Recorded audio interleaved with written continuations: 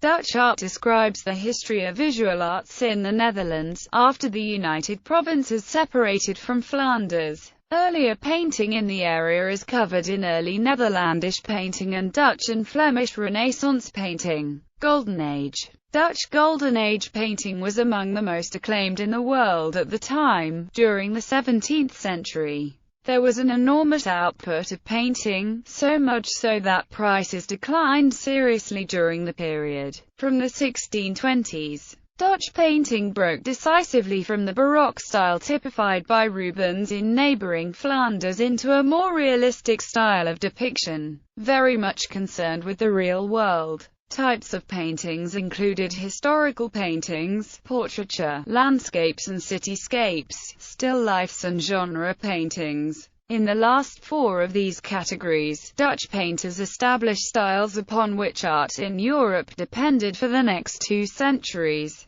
Paintings often had a moralistic subtext. The Golden Age never really recovered from the French invasion of 1671, although there was a twilight period lasting until about 1710. Dutch painters, especially in the northern provinces, tried to evoke emotions in the spectator by letting him or her be a bystander to a scene of profound intimacy. Portrait painting thrived in the Netherlands in the 17th century. A great many portraits were commissioned by wealthy individuals. Group portraits similarly were often ordered by prominent members of a city's civilian guard, by boards of trustees and regents, and the like. Often group portraits were paid for by each portrayed person individually. The amount paid determined each person's place in the picture, either head to toe in full regalia in the foreground or face only in the back of the group. Sometimes all group members paid an equal sum, which was likely to lead to quarrels when some members gained a more prominent place in the picture than others. Allegories, in which painted objects conveyed symbolic meaning about the subject, were often applied. Many genre paintings, which seemingly only depicted everyday life, actually illustrated Dutch proverbs and sayings, or conveyed a moralistic message, the meaning of which is not always easy to decipher nowadays. Favorite topics in Dutch landscapes were the dunes along the western sea coast, rivers with their broad adjoining meadows where cattle grazed, often a silhouette of a city in the distance. Rembrandt had by 1631 established such a good reputation that he received several assignments for portraits from Amsterdam. In about 1640, his work became more sober, reflecting the family tragedies that he had suffered. Exuberance was replaced by more sincere emotions. Biblical scenes were now derived more often from the New Testament instead of the Old Testament.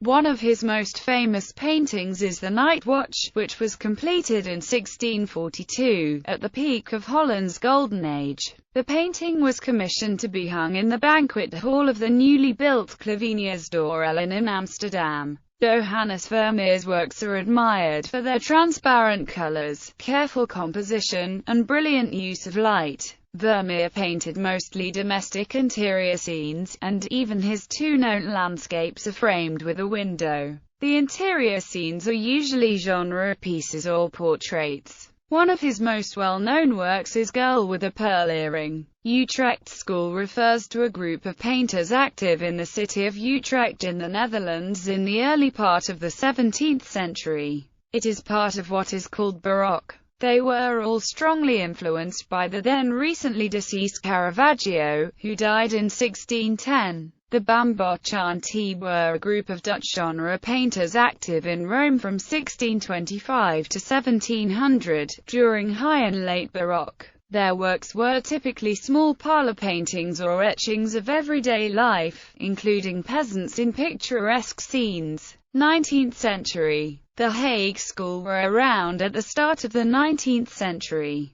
They included Joseph Israels. Jacob Maris showed all that is gravest or brightest in the landscape of Holland, all that is heaviest or clearest in its atmosphere. No painter, says M. Philippe Zilken, has so well expressed the ethereal effects, bathed in air and light through floating silvery mist, in which painters delight. and the characteristic remote horizons blurred by haze, or again, the grey yet luminous weather of Holland. Amsterdam Impressionism was current during the middle of the 19th century at about the same time as French Impressionism. The painters put their impressions onto canvas with rapid, visible strokes of the brush. They focused on depicting the everyday life of the city. Late 19th century Amsterdam was a bustling center of art and literature. Famous painters among the Amsterdam Impressionists include George Hendrick Brightener, Willem de Zwart, Isaac Israels, Simon Dijker and Jan Torup.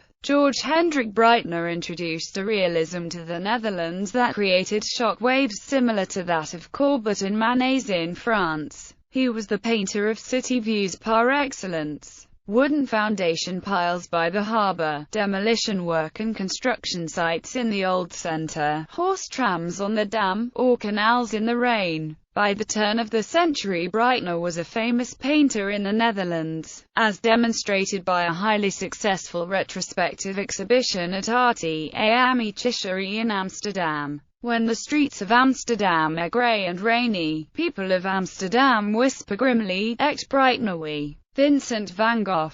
Vincent Willem van Gogh was a post-impressionist painter whose work, notable for its rough beauty, emotional honesty and bold color, had a far-reaching influence on 20th century art. After years of painful anxiety and frequent bouts of mental illness, he died aged 37 from a gunshot wound, generally accepted to be self-inflicted. His work was then known to only a handful of people and appreciated by fewer still. Following his first exhibitions in the late 1880s, Van Gogh's fame grew steadily among colleagues, art critics, dealers and collectors. After his death, memorial exhibitions were mounted in Brussels, Paris, The Hague and Antwerp. In the early 20th century, there were retrospectives in Paris and Amsterdam, and important group exhibitions in Cologne, New York and Berlin. These had a noticeable impact on later generations of artists.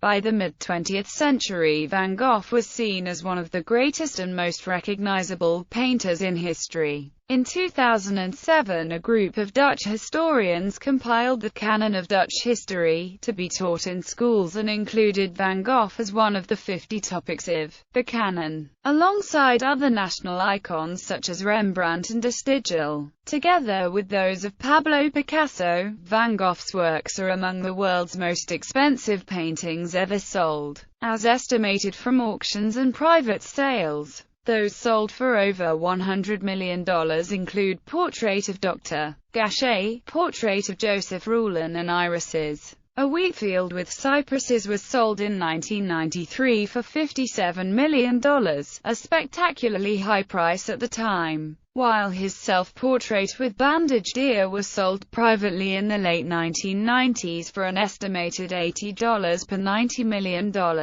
20th century. Around 1905 to 1910, pointillism as practiced by Jan Sleuters, Piet Mondrian and Leo Gestel was flourishing. Between 1911 and 1914, all the latest art movements arrived in the Netherlands one after another, including Cubism, Futurism and Expressionism. After World War I, de Stijl was led by Theo van Doesburg and Piet Mondrian and promoted a pure art, consisting only of vertical and horizontal lines, and the use of primary colors. The Design Academy was established in 1947. Henk Helmantel, Matthijs Roling, Gerrit Rietveld, Leo Gestel, John Radecker, Theo van Doesburg, Jan Snoek,